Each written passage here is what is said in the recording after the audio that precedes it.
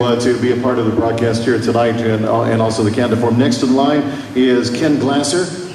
Ken Glasser is County Commissioner in Otsego County. We welcome him to the broadcast as well here on 1270 AM, 92.1 FM, WMKT for the Elk Rapids News, WMKT Bipartisan Candidate Forum. Ken, go ahead with your opening statement. Good evening. Well, good evening, everyone. I appreciate you coming out and sticking through it on a hot night. There's a lot of other things that you can be doing. And what this tells me is that this is a watershed year for politics and that we're all concerned about the direction our country is headed. And you're out here making a difference, and I appreciate that. I want to thank Greg Marshall, WMKT, the Elk Rapids Press, and all the other sponsors for putting this on. It's a great opportunity to get to know the candidates. I also want to thank my wife, Vicki, for coming out today. We were married 30 years on the 11th, and the fact that she puts up with me is wonderful. I'm Ken Glasser. I'm a Northern Michigan native. I'm from Gaylord, Michigan. I own and operate the insurance agency that my grandfather started in 1938.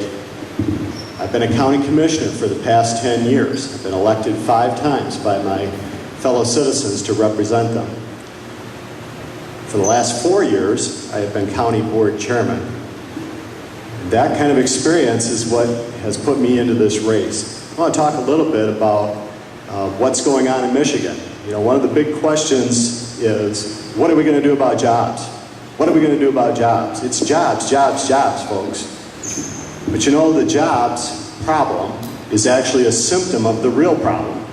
The real problem is an out-of-control bureaucracy in Lansing. We've been talking about it tonight. They act as though they own the state land, they own the state minerals, they want to get the state water. It's a huge problem. They're out of control. And the other problem is the extraordinarily heavy tax burden on business that has driven businesses and jobs out of Michigan.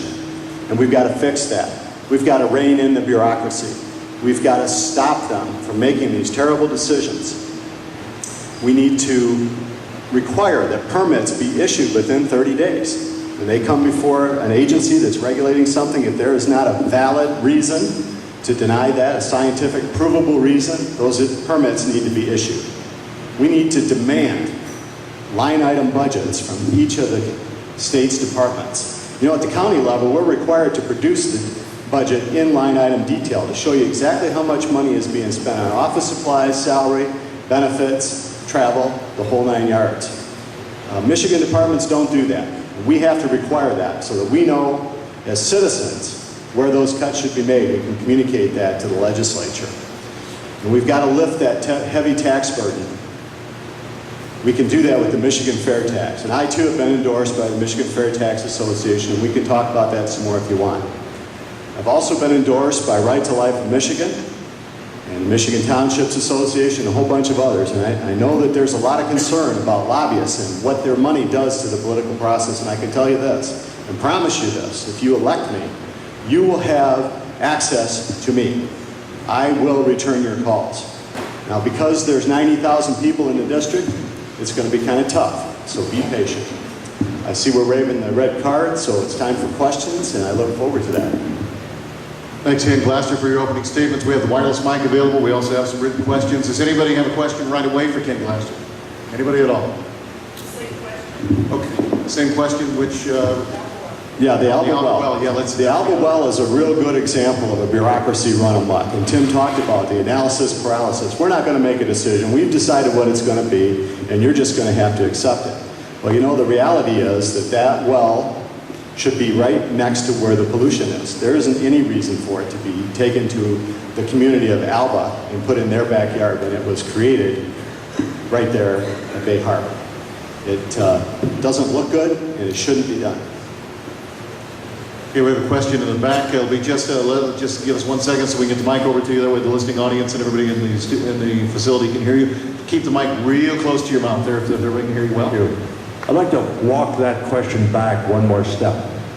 The Alba wall condition was created when Bay Harbor was permitted to build on the old Penn-Dixon plant. At a time when we politicized the environmental protection process by splitting up the DNR, creating the DEQ into 2 agencies, so that the then governor would have control of the appointments. At that point, the public hearings testified the evidence that the leachate was going to be there and would occur as an environmental problem.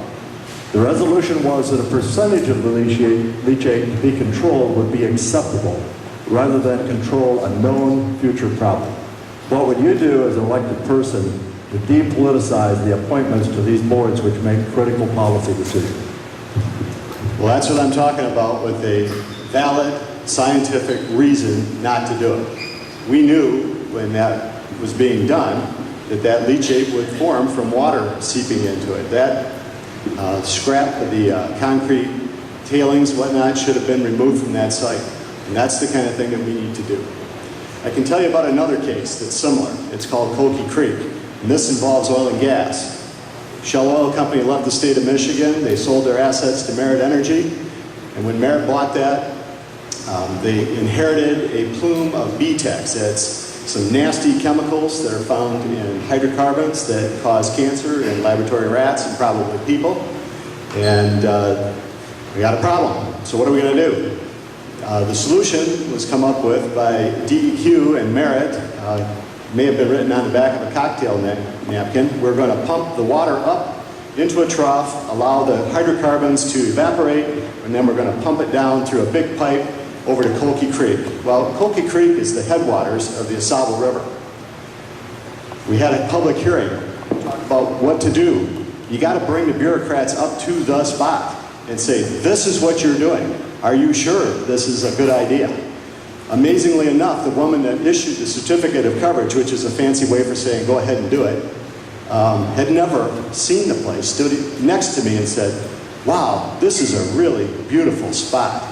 And I said, yeah, it's too bad we're going to be dumping a bunch of hydrocarbons into the headwaters of the Asaba River. There are things that have to be regulated. I'm talking about the excessive regulation that makes it impossible for businesses to open. And the example is the power plant over at Rogers City. You know, we can't get it permitted. We got it permitted. We have to have new permits. Let's do another question.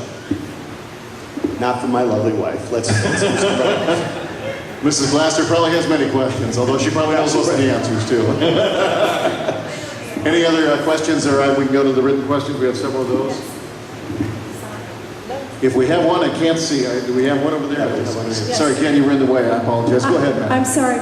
My question has to do with dams in general. And I'm wondering what your thoughts are on the state and local units of government requiring dams to be removed, and what your thoughts are on the rights that the property owners along those, and where there, you know, obviously there's an impoundment there, and where people have been allowed to build and, you know, have had property rights, or have had their property values affected by the forcing of, you know, dams to be removed. What are your thoughts on that issue? Well, the free-flowing stream is the ideal condition, but, you know, part of our move toward green energy is going to require hydroelectric, and it's been done successfully across the country. Some of the dams that we're talking about removing are low-head dams that are not used for power generation. They're just to block the flow of water, to create a big pool, and those kinds of things do need to be removed. We had a terrible series of accidents on the Pigeon River. You're probably aware of it. A year ago, actually it was 2008, they had a release. Someone just decided to open up the dam and let it go, and released a bunch of nutrients into the stream, killed all the aquatic life all the way down to Mullet Lake. Pretty bad. They're, as part of a settlement, going to remove that dam, and it has to be done in slow stages, like they did the dam on the Asaba River at Grayling. It has to be done slowly in stages so that the nutrients and the effluent that's in the ground there can be reclaimed by vegetation. Yes, the property owners have rights, but they have to be balanced against the rights of the general public as well. Ken, let me add a sidebar to that, just for curiosity on that point. Should they be compensated for that as a taking, or should they not? What is your thoughts on that? The landowners. It may well be a taking, so we need to look at that very closely. Fair enough.